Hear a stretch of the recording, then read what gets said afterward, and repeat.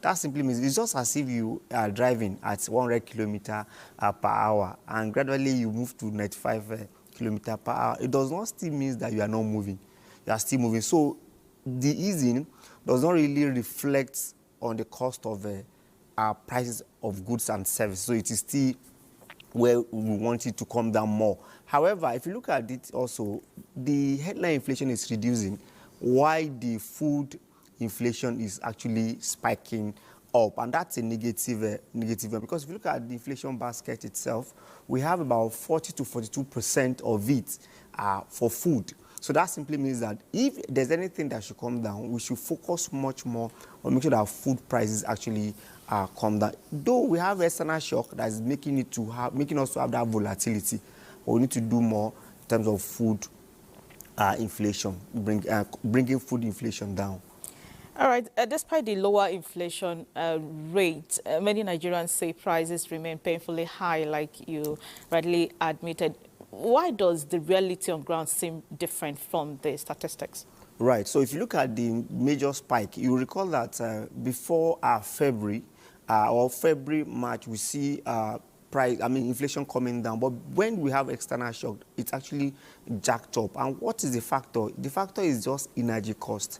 If you look before that time, the cost of buying petroleum, PMS and other related, PMS in particular, is around 900, 1,000, but it has actually moved suddenly to 1,300. So that simply means the major cost of that time is the cost of, PMS. And if you also look at it, most of the commodity, food commodity, they have to be transported from one place to the other. So that's external shock affected the cost of PMS and affected the prices of cost of transportation and now affect the cost of goods and services. So these are the major factors. Then you also look at the agricultural produce. The supply chain is finding it difficult because of the cost of transportation. Okay, so what are the major drivers behind the recent slowdown in inflation? So if you look at if you notice the war between Iran, America, and US, or should we say between USA and Iran, have actually at a particular time, they have a 60 days agreement that they are going to slow down. But if you look at it now, it has also increased again. So I think that slowing down actually make things much more easy. And now you can see that they have actually gone back. So we are hoping that by next, one will not see another level of increase. We wish it to continue slowing down. All right, food inflation is still at 17.52%, and it even rose month on month. Now, is food still the biggest threat to price stability right now? And what urgent steps should government take on food supply? I think there are two, but the one we can control more, we can say, is food. We have food inflation, then we have energy cost, among other things that are costing it. But for food, I think is what we can actually work at. The federal government can actually embark, like they have mentioned severally, we can have all-round season farming to actually reduce food inflation. We can also start developing programs for farmers whereby they will be encouraged to actually farm by make sure fund is available, seedling is available. And you can also see the cost of fertilizer. It's still expensive. These are the things we need to look at. If you look at government, at a particular time, they actually open border to bring in more food, and that's why we see that it's even coming down to an extent. But I think that is just not a good solution. It's just a short-term solution.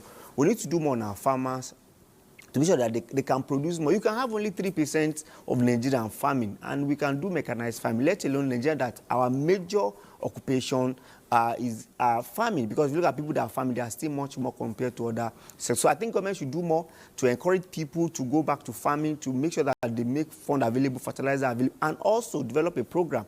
We've seen the impact of anchor borrower. They need to do more in that sector. The next one is the energy part of it, has to do with what?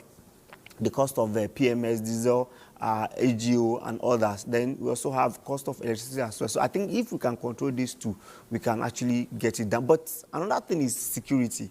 We need to do more so that farmers will have more confidence in going back to farm. Now, coming to core inflation, I observed that it fell significantly to 15.92%. That suggests non-food items are cooling. Now, does this mean CBN's interest rate policy is starting to work, even if food is not yet responding?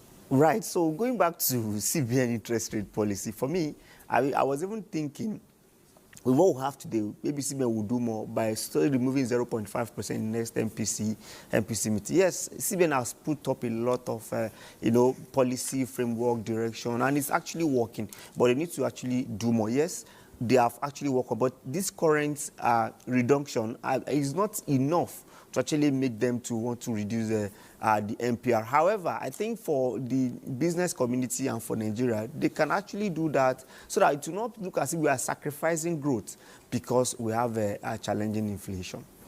All right. What does the current inflation trend mean for businesses, especially MSMEs, as well as consumer spending?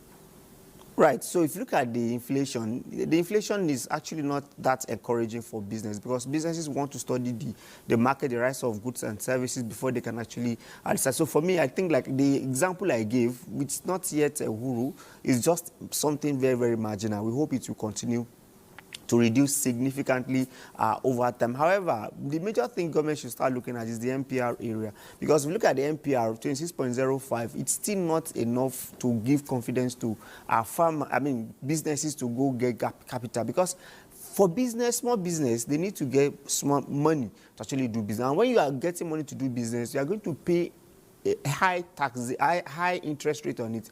Definitely you'll be discouraged to actually do that. So government needs to do more so that small business will be encouraged, manufacturing sector will be encouraged, agriculture sector, even industrial sector as a whole will be encouraged. So government should do more to find a way to actually reduce the NPR. The presidency recently admitted that the 70,000 naira minimum wage is no longer capable of meeting practical economic demands, and a review is underway. In your view, Doc, is wage review the answer, or do we need more action on food supply and logistics? Right. So for me, as an economist, we'll mostly look beyond the wage review, because wage review, yes, you have more money in your pocket, but what is the value of the money in the market? You could be collecting 500,000 naira, but by the time you go buy food that will take you for a month, you can be spending trading of 450,000. So what about other things that you need? So I think we should find a way to make sure that we have more purchasing power. Disposable income actually have more value. Yes, it is good if you look at the status of the economy for now. There's need for wage increase, but beyond wage increase, we need to find a way to make sure that our purchasing power, our disposable income is actually much more meaningful compared to what we have for now. Great. Thank you very much, Dr. Ilias, for joining us on